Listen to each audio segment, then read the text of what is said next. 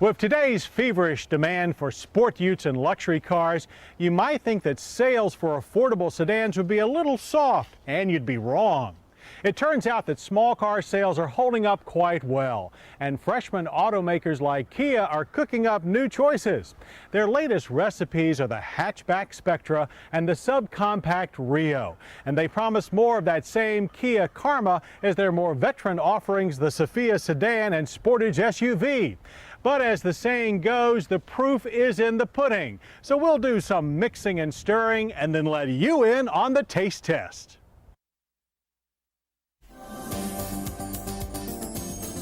And the first course is the Kia Spectra, a spicier alternative to the more utilitarian subcompact Sophia. Though based on the Sophia, the Spectra has styling that is unique, sportier, and more upscale, especially with our test car's top GSX trim.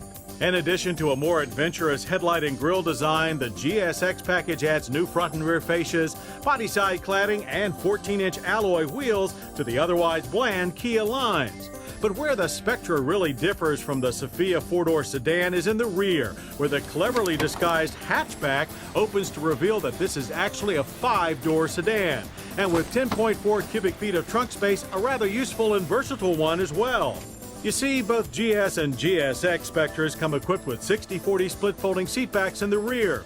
To that, GSX trim adds AC, cruise, power windows and locks, tilt wheel, and leather on the steering wheel and shift knob.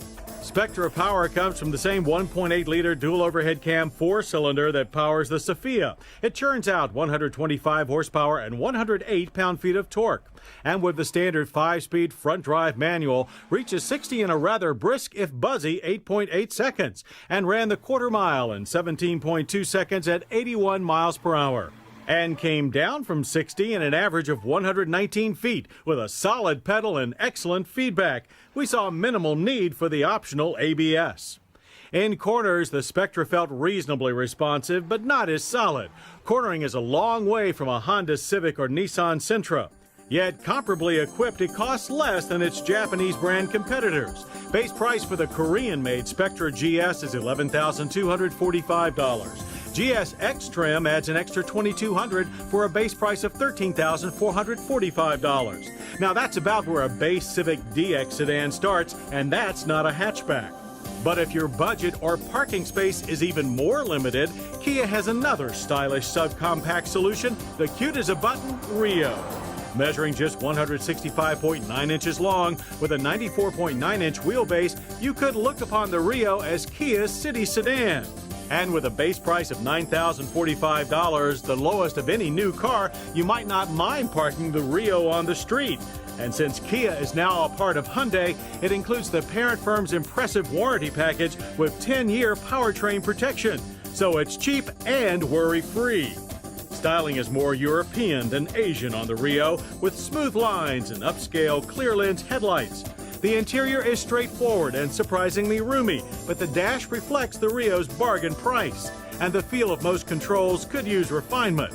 But rear seat room is quite generous for the subcompact class, as is the 10.2 cubic feet of trunk space. Front drive Rio power is a 1.5-liter twin-cam four-cylinder. Ratings are 108 horsepower and 103 pound-feet of torque with a 5-speed manual or 4-speed automatic.